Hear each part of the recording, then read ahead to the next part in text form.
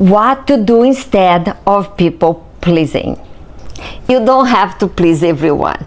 I know it sounds obvious, but for many of us, pleasing people was never simply about being nice.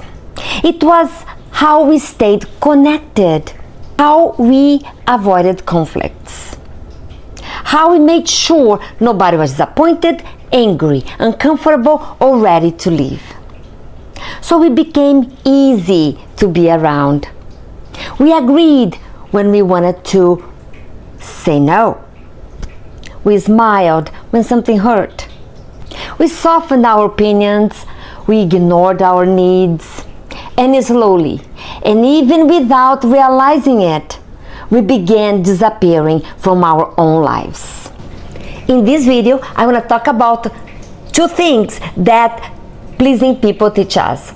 First, you do not need to shrink to be loved.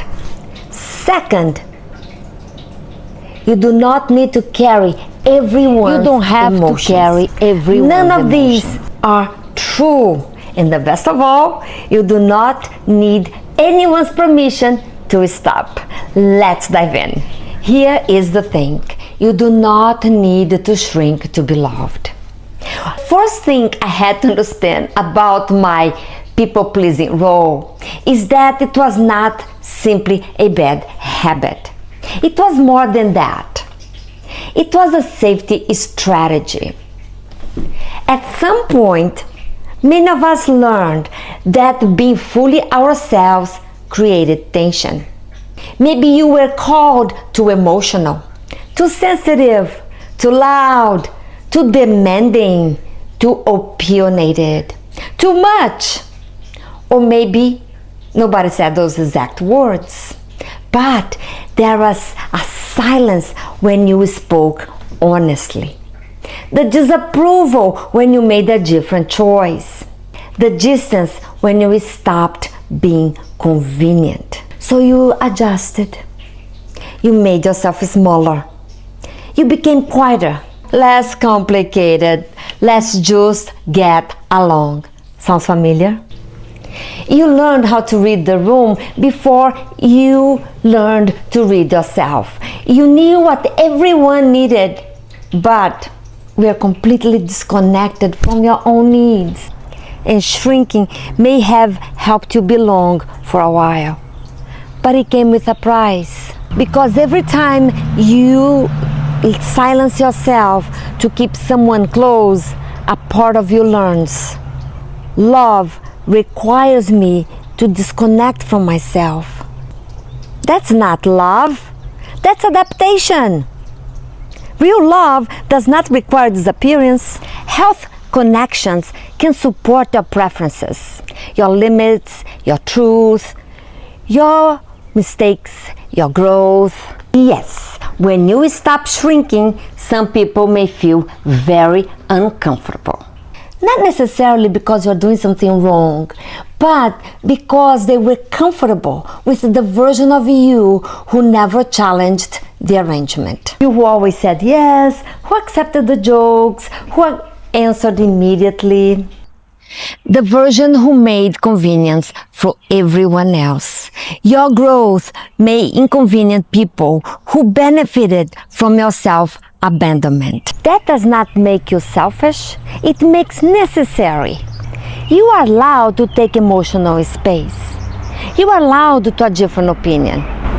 You are allowed to change your mind. You are allowed to stop performing a version of yourself that keeps everyone comfortable. Here's the thing, butterfly. You do not need to shrink yourself to become lovable. You were never too much. Maybe you have been surrounded by people who never knew how to meet you fully. There is a difference. The second part, it is carry everyone's emotion. This is a heavy one.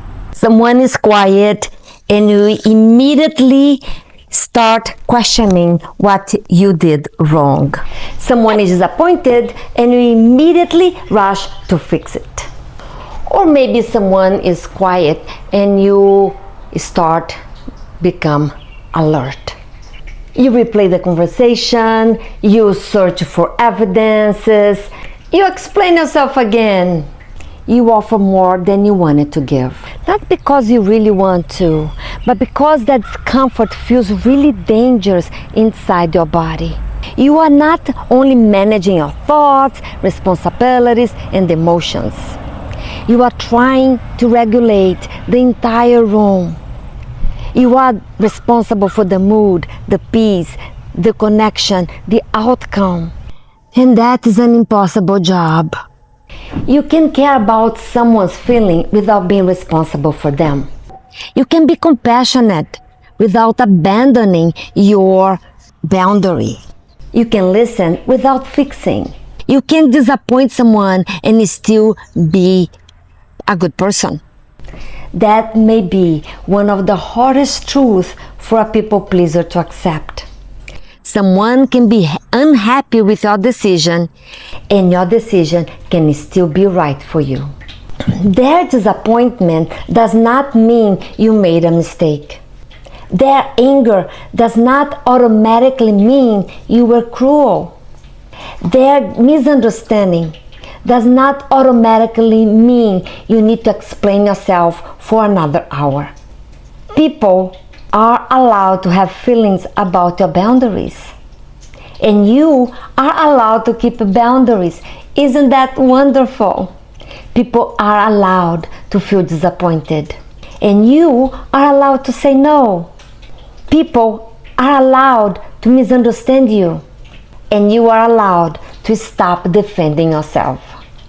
People are allowed to want more from you. And you are allowed to decide that you already have given enough. This does not mean becoming cold. It means that your care finally includes you. Isn't that wonderful? The next time you feel that familiar pressure to keep everyone happy, pause before responding. Notice what's happening in your body. Do you tighten your jaw? Hold your breath? Feel pressure in your chest? Start rehearsing an explanation? Want to say yes before you have even checked with yourself? That moment is the doorway. Before you answer, ask, what do I actually want? What do I have the capacity for? Am I choosing this freely, or am I afraid of their reaction? You do not need to answer immediately. You can say, let me think about it. Or, I'm not available for that. That doesn't work for me. I understand that you are disappointed. I've made my mind. These sentences may feel uncomfortable at first. That does not mean they are wrong. Here's the thing, Buttercup. Sometimes discomfort is the feeling of not following an old survival pattern. Confidence is not always loud. Sometimes confidence is a quiet pause before saying yes, or letting someone be disappointed. Sometimes it is the resisting the urge to over-explain. Sometimes it is choosing not to shrink. Here's the thing, Buttercup. You do not need permission to stop pleasing everyone. You do not need permission to take up space. You do not need permission to protect your energy. And you do not need permission to let other adults carry their own emotions. The goal is not to become someone who never cares what people think. Instead, it is to stop allowing their opinions to decide who you are allowed to be. You can be loving without being endlessly available. You can be kind without saying yes. And you can be compassionate without caring everybody. And you can be loved without making yourself smaller. So here's the question I want to leave you with. Where are you still shrinking to keep the peace? Write that in the comments. Because when we bring into the open, we free ourselves. Awareness is the gateway to freedom. And what would you change if your peace mattered too? This is part of my series, Things You Don't Need Permission For. Because freedom begins when you stop asking permission for approval to live a life that belongs to you.